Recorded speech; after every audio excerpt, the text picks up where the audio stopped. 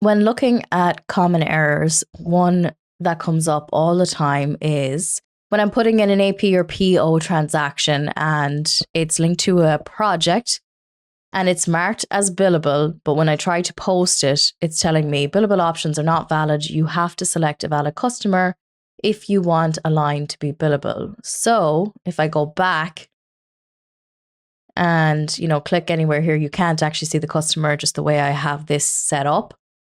If I show details, it shows me everything that I can code to this transaction and customers down here, and it's blank. So I'm going to have to fill in customer to get this transaction to post through. So for this particular project, it's supposed to be a Streamwood building.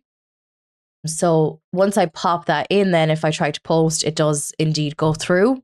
But alternatively, what you would really want to do is at the project level, go to projects.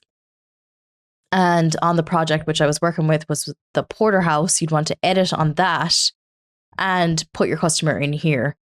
And then when you have that done, it's going to default that information when you're putting in your AP and PO transactions. So if I click that in there and I save, I'm just going to go back and do, let's say, a purchasing transaction. I'm going to try and put in another subcontract invoice, pick a drywall, and then I'm going to select the project. So the project was Porterhouse. And then once I put that in, if I click show details, my customer has defaulted because it was set up at the project level. So a very common error that we see come up is whenever you have marked something off as billable, the project needs to be assigned a customer.